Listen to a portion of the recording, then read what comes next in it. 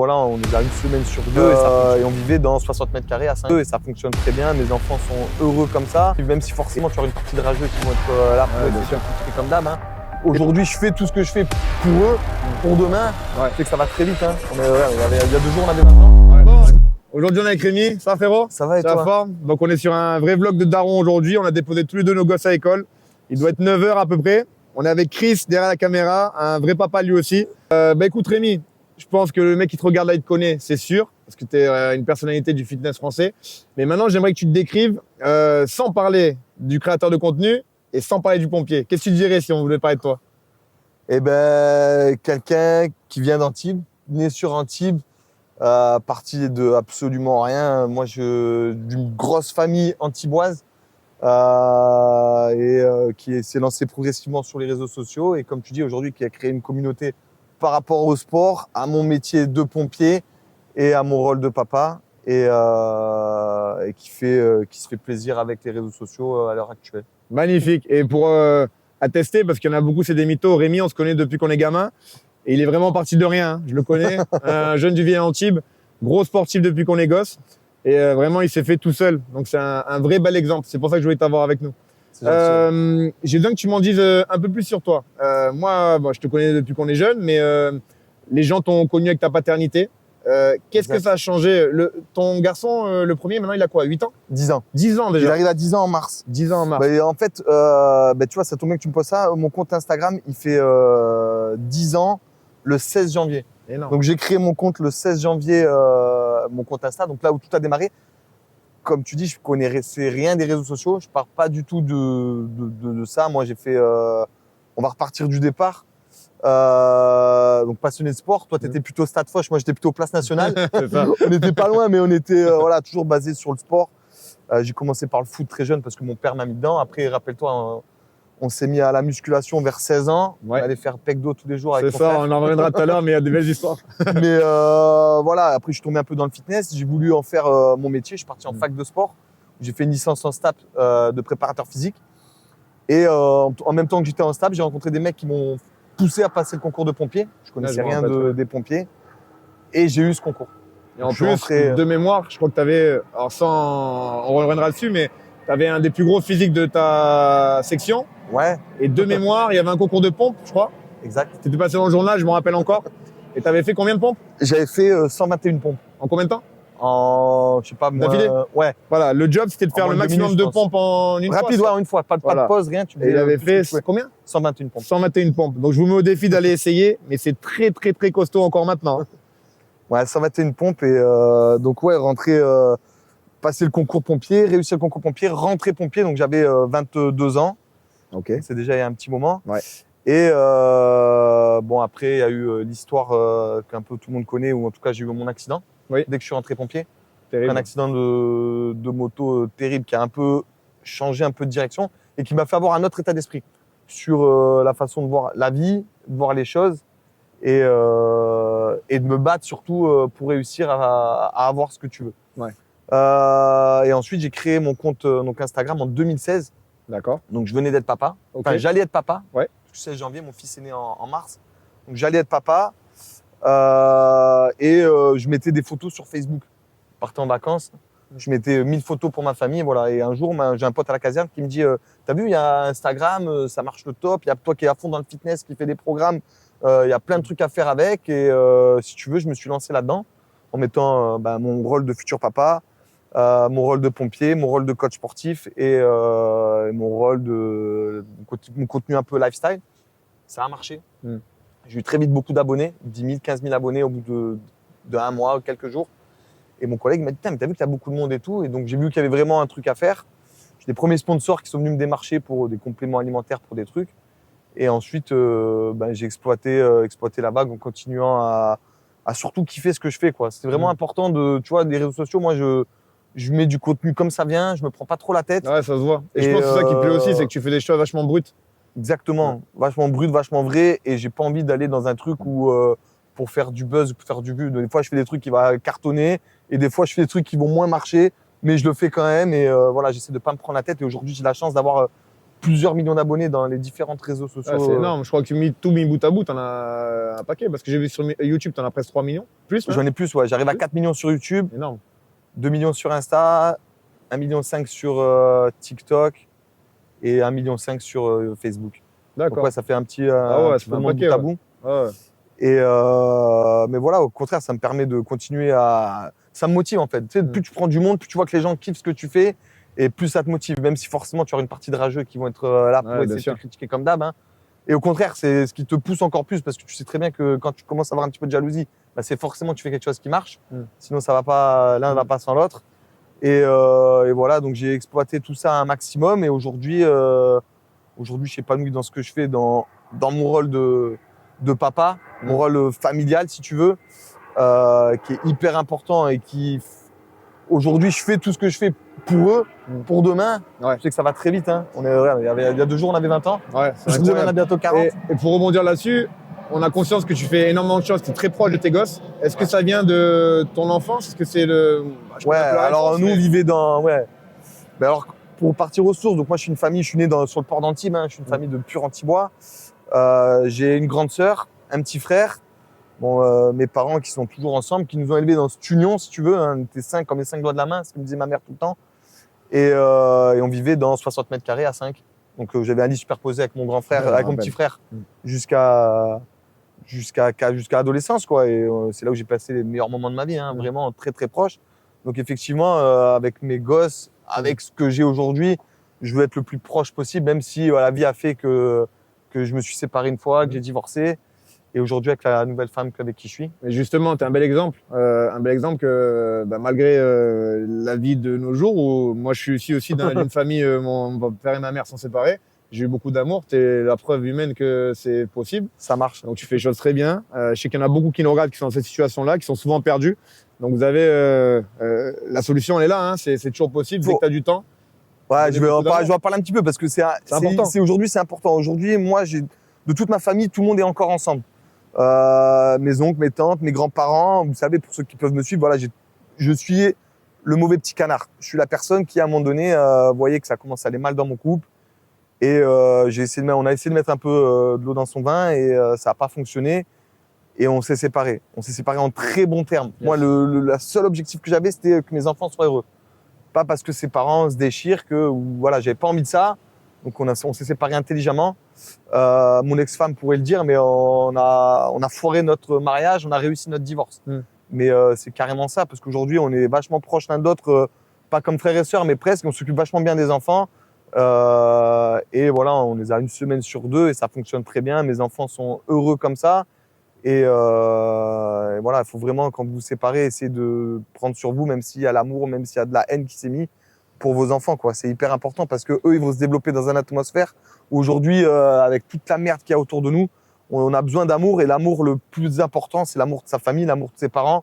Et pour ça, il faut vraiment que ça reste hyper important et de pas voir ses parents se déchirer. Il y a assez de violence partout pour que nos propres enfants subissent ce truc, quoi. Donc voilà, essayer de faire des efforts. Meilleur, quoi.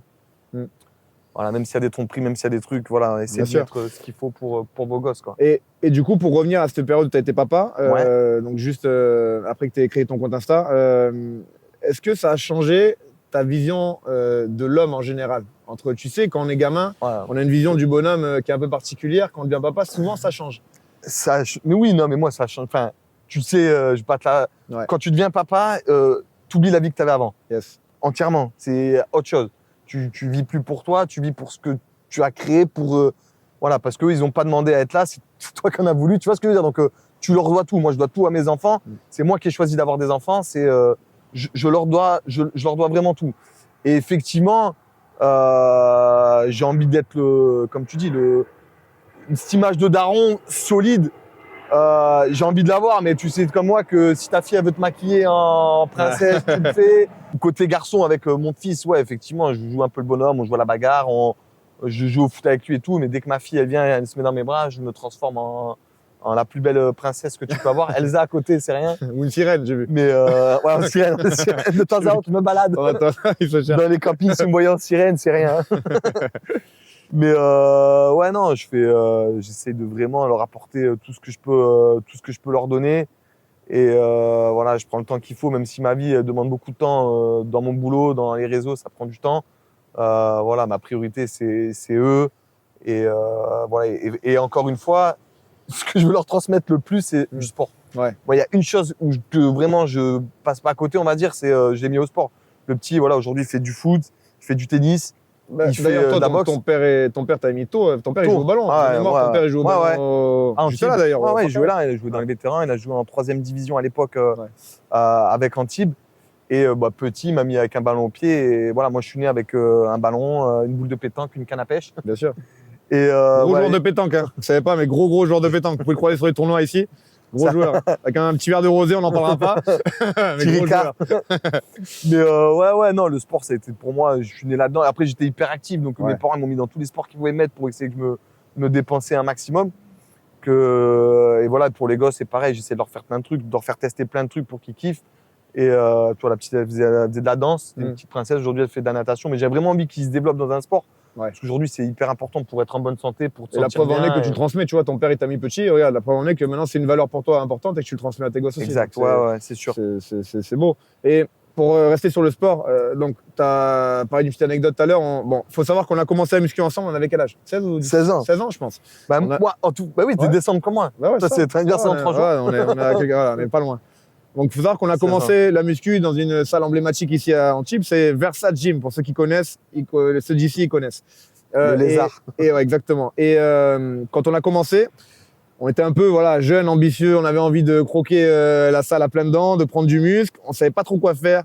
On a été conseillés, pas forcément bien, et on faisait un programme incroyable. Son frère, le coach. Voilà, qui tournait sur 5 jours par semaine. On faisait pec d'eau tous les jours. À savoir qu'on a quand même pris du muscle à l'époque. Non, mais grave. Et on faisait on essayait de faire des PR tous les jours. Tous les jours, on voulait Pour faire plus lourd au développer développé couché. Ah, c'était un objectif de vie.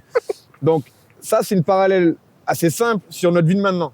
Ça, maintenant, on est d'accord que demain, on se met à la salle, on fait la même chose, c'est impossible. Impossible. Impossible. Alors, moi, ce que j'ai remarqué chez toi, parce que je te suis dans la vie, mais à travers les réseaux aussi, c'est que tu as vachement évolué sur ta vision de l'entraînement. Tu t'entraînes de façon beaucoup plus structurée, intense. J'ai l'impression que tu manages beaucoup plus ça avec ton planning de vie de papa et professionnel. Est-ce que tu peux m'en dire un peu plus là-dessus? Ouais, exact. Bah, tu as tout dit dans ce que tu viens de dire. J'ai toujours fait on s'entraînait pec dos. Bon, on a commencé comme ça. Après, on a commencé à avoir d'autres objectifs et à faire des programmations. À un moment donné, moi, ma programmation, c'était d'avoir plus de force. Je m'entraînais en spécifique pour ça. Jusqu'au jour où j'ai eu un premier accident qui m'a fait repartir à zéro. Donc, pareil, j'ai dû me reconstruire, retrouver un physique. Donc, changer mes entraînements, repartir de zéro, accepter d'être nul, accepter d'avoir des charges qui avaient diminué, accepter d'avoir moins d'endurance, avoir moins de mobilité sur certains mouvements et de reprendre progressivement. Et ensuite, après, avec ma vie de papa, effectivement, tu peux plus faire 2 heures d'entraînement 5 fois par semaine. C'est impossible. 2 heures d'entraînement par jour. Tu peux pas faire. Des fois, je prenais le temps. Comme toi, quand tu as commencé le CrossFit, j'en ai fait aussi un petit peu. Prendre du temps dans la journée pour faire ta mobilité, pour faire ta force, pour faire ton cardio, pour faire ton volume. Et ça matchait plus le temps. Donc, essayer de trouver un temps court. Essayer de faire le sport quand tu peux le faire, de se forcer un petit peu à faire le sport à des heures où tu n'as pas envie de le faire. Parce qu'effectivement, quand tu as des gosses, avant, tu kiffais m'entraîner à 5 heures, mais à 5 heures, tu allais récupérer tes gosses à l'école ou à la crèche.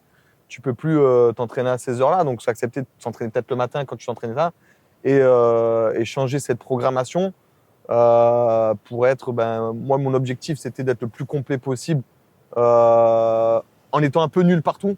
Je dis pas moyen parce que je suis même pas moyen, mais un peu nul partout, ça me suffisait et ça me suffit aujourd'hui. Avoir une bonne qualité esthétique quand je me regarde dans le glace, pas dire putain t'es dégueulasse et combiner tout ça avec mon emploi du temps de papa en acceptant de réduire les séances. Mais comme tu sais, finalement faire 6-7 séances par semaine, c'est peut-être pas productif. Yes. Et réduire ça pour trouver le bon équilibre, pour pas être trop fatigué, pour être en forme, pour que le sport m'aide à être encore plus en forme et pas le contraire. Parce que certains s'entraînent trop, on évite de papa où ils se mettent trop dans le jus parce que ils n'ont pas quelque chose de structuré et ils finissent par être encore plus fatigués que c'est clair. Que l'inverse. À l'époque, quand on se tuait à la salle, moi j'étais mort toute la journée après. Mais fatigué. J'étais cuit, Ah, les c'est bras, je nerveux, prenais mon téléphone, j'avais mal au bras.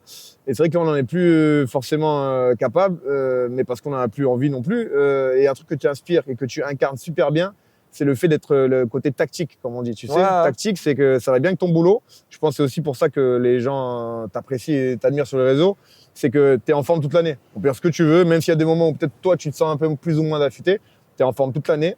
Tu fais la planche toute l'année. On te voit faire. Tu t'entraînes comme tu peux, mais régulièrement toute l'année. Et surtout, tu es capable de faire beaucoup de choses. Donc, tu as été modeste sur le fait de dire que tu étais un peu mauvais partout. Moi, je pense au contraire que tu fais bien les choses sur différents domaines.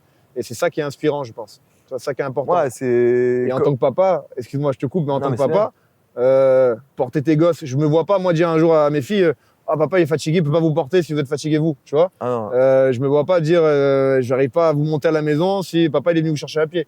J'ai du mal à accepter ce genre de choses, tu vois. C'était la médiocrité dans le sens conditions physiques. Et je pense que tu es un peu dans la même optique. Je vais vous donner une phrase qui m'a inspiré et qui m'inspire toujours. À 20 ans, rappelle-toi, tu avais tes abdos, tu étais flambant, tu as eu le corps que tu as hérité. Mm. Et à 40 ans, on aura le corps qu'on mérite. Bien Mais sûr. cette phrase, elle est hyper vraie. Elle est Et surtout, c'est ça. Aujourd'hui, voilà, comme tu dis, ce qui compte, c'est la régularité. J'essaie d'être régulier vraiment et de jamais lâcher, même si des fois, je peux ne pas avoir envie. Bien sûr. J'essaie vraiment de rester bien et au contraire, une fois que le plus dur, c'est d'atteindre l'objectif que tu veux. Après, pour le maintenir, quand il est accessible et qu'il n'est pas trop haut, je suis pas un sportif de haut niveau, loin de là. Encore une fois, je me suis mis à un niveau où je sais que c'est quelque chose que je peux tenir toute l'année, tout le temps, et je m'y tiens. J'essaie pas d'avoir à un moment donné un pic où je veux m'enflammer et faire quelque chose de trop important, parce que je sais que derrière, j'arriverai pas à le maintenir aussi haut pendant aussi longtemps. Surtout que voilà, avec les enfants, les trucs, la vie, je veux profiter de ma vie aussi. Et puis les gens voient pas, ils voient sur les réseaux que tu partages des moments de vie, de famille, etc. Mais ils s'imaginent pas que derrière, tu as donc un papa, un chef d'entreprise, parce que Rémi Ragnar, c'est quelque chose que tu gères au quotidien, un pompier, ça prend du temps, de l'énergie et de l'intensité mentale aussi. C'est top. Donc ça demande tout ça mis bout à bout. C'est un sacré combo que tu nous fais là. Donc c'est normal que niveau entraînement, ça passe un petit peu, voilà, quand tu peux. Je fais, je m'y oblige quand même, attention. Bien Hein, sûr. j'ai au moins 4-5 séances par Tu semaine. as encore des bonnes perfs, parce que je te vois Et faire du soulevé de terre lourd encore. Ouais, je fais encore un peu lourd, ouais, un peu lourd. Ah, solide. Je me régale. En fait, j'essaie de faire des trucs qui me régalent. Là, comme objectif, je me suis mis pour l'année 2026 de faire l'Irox avec un jeune pompier, un collègue à moi, Super. qui va me booster un peu. Donc, ça m'a remis un petit peu dans la course à pied parce que c'est une partie que j'avais un peu laissée de côté, je t'avoue. Et donc là, je me relance un peu à me remettre à courir et je vois mes perfs qui sont horribles. Mais voilà, je me relance, je me mets des petits objectifs, des petits challenges de temps en temps et je me régale et c'est comme ça que je prends le plus plaisir à m'entraîner. J'espère pouvoir durer comme ça le plus longtemps possible. Énorme. Donc là, pour remettre dans le contexte, on est en décembre. Tu as annoncé il y a quelques jours que tu allais être papa, Exact, c'est ça? exact. Et Alors je pense que la vidéo, elle sortira plus tard, donc je peux vous dire que c'est bien des jumeaux. Donc ouais, donc mon rôle de papa, il va changer. T'imagines, c'est pour ça que j'ai un peu bougé un peu tout ce que je faisais maintenant. Yes. Je passe de 2 enfants à 4 enfants. Tu connais beaucoup de gens de notre génération qui a 4 enfants. Non, c'est vrai. Je suis d'accord avec toi. Et en plus, dynamique de ce que j'ai vu. Ah ouais, dynamique, hyper actif au taquet. Donc là, ouais, 4 enfants. Bon, je vais passer dans quelques mois, 4 ans, donc je prévois un peu tout ça. J'anticipe parce que je sais maintenant un peu à quoi ça va ressembler, même si je ne me vois pas encore à l'heure actuelle en double poussette, mais je pense que quand cette vidéo va sortir, on ne sera pas loin de ça. Et non, un moment extraordinaire. Je suis tellement heureux de pouvoir en vivre encore ça avant mes 40 ans. Ouais. Et voilà, j'espère que ça va bien se passer, que mes nuits vont être calmes. Ouais, j'en suis sûr. J'en suis sûr. C'est Avec une des jumeaux, certitude. c'est certain. Ah, bah, magnifique. Magnifique. Non mais voilà, une Incroyable. belle chose de vie encore. Et là, maintenant, parce que moi, je me demandais ça. Maintenant qu'il y a eu combien d'écart entre la petite et la 6 ans? La petite, 6 ans. Alors 7 ans le 1er janvier. Voilà. Maintenant que tu as mûri, comment tu l'abordes maintenant une nouvelle grossesse? Ça se passe comment dans ta tête? Je me demandais ça d'un fois, pas avec ma femme. Je me dis, imagine maintenant, comment j'arrive pas à m'imaginer. Je pense que si j'étais resté avec mon ex-femme, moi j'en voulais 3 de base. Je voulais une grosse famille, j'aime bien. Pour moi, c'est. Mais peut-être qu'on l'aurait pas fait. Mais là, vu que ça fait 6 ans que je suis avec ma nouvelle femme, elle n'en a pas. C'est quelque chose de nouveau et c'était dans l'ordre des choses, si tu veux. Trop heureux. Je le vis différemment. Rien à voir avec la première grossesse quand j'avais 30 ans. Parce que tu vois, ils vont avoir 10 ans d'écart avec mon fils. Donc c'est pile poil il y a 10 ans que je vivais cette première grossesse. Donc j'avais 28 ans. Aujourd'hui, j'en ai 38. je vis cette grossesse totalement différemment. Déjà, je suis plus en place dans tout ce que j'ai construit. Bien sûr. Donc mes fondations, elles sont beaucoup plus solides. Je sais comment va se passer les nuits. Je sais qu'il va y avoir 2 ans de dur. Donc mentalement, je sais à quoi m'attendre. Tu vois, alors qu'au début, t'es papa, tu sais pas trop. Tu dis, ah, c'est la plus belle chose. Et finalement, il y en a beaucoup qui subissent le truc.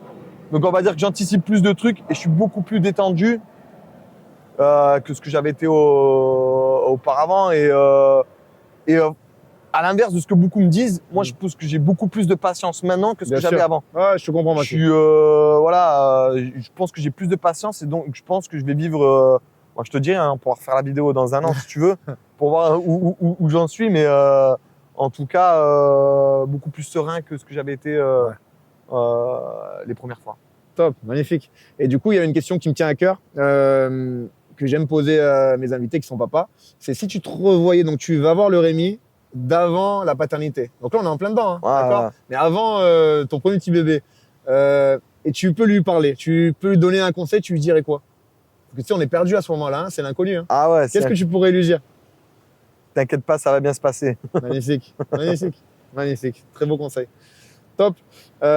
Écoute, moi, ça m'a fait plaisir parce que franchement, Ouais, c'est ce Rémi-là que je voulais avoir avec moi parce que les gens, ils ont l'habitude de te voir d'une certaine manière et j'avais envie d'aller chercher un petit peu, comprendre un peu sur ton rôle de père, comment tu vivais les choses et je suis très content de ce que tu nous as dit, ça me touche. Plaisir Je me d'être reconnais avec toi, beaucoup mon là-dedans. Tant qu'on y est, le papa qui nous regarde là, souvent, c'est un papa qui est un peu perdu, d'accord, qui a un peu délaissé sa place d'homme dans sa famille, qui a du mal à trouver un petit peu l'électrochoc pour se bouger et faire un peu de sport. Est-ce que tu aurais un petit conseil à lui donner à ce papa qui nous regarde? Ah bien sûr, des excuses, on en a tous. Des excuses pour pas te bouger, tout le monde peut en trouver. C'est important pour toi, pour ta famille, d'être l'exemple. Et pour être l'exemple, il faut que déjà, quand tu te regardes dans le miroir, tu dises putain, ce mec-là, il me plaît. Donc bouge-toi, trouve le temps, les 15 minutes par jour, les 20 minutes par jour pour te développer. Et encore une fois, ce qui va compter, c'est pas j'en connais beaucoup et qui font, d'un coup, ils disent bon, tous les lundis, ils se remettent au sport. Pendant 2 mois, ils font du sport à fond, mais trop, et ils explosent au bout de 3 mois, et 6 mois après, ils arrêtent le sport. Non, il vaut mieux faire un petit peu tout le temps que beaucoup, pas longtemps. Donc voilà, accrochez-vous à faire un peu de sport tout le temps et de reprendre cette confiance en vous, car c'est hyper important d'être le moteur dans votre famille, surtout en tant que papa. Magnifique. Eh ben écoute, c'était un super moment. Merci, Merci Mounir. encore. Ça m'a fait plaisir. Si vous le croisez dans quelques temps avec une poussette double, vous allez lui faire un petit coucou. Tape dans l'épaule. Courage. Bravo. Et écoutez, merci encore pour tout. Merci à Chris qui est derrière la caméra, qui vient de rentrer de New York, qui nous a fait l'honneur de venir filmer ce moment. Vous le voyez pas, mais il fait froid. Il est dans la galère pour nous filmer. Donc merci encore pour tout. Merci les gars et on se dit à très vite. Ciao équipe.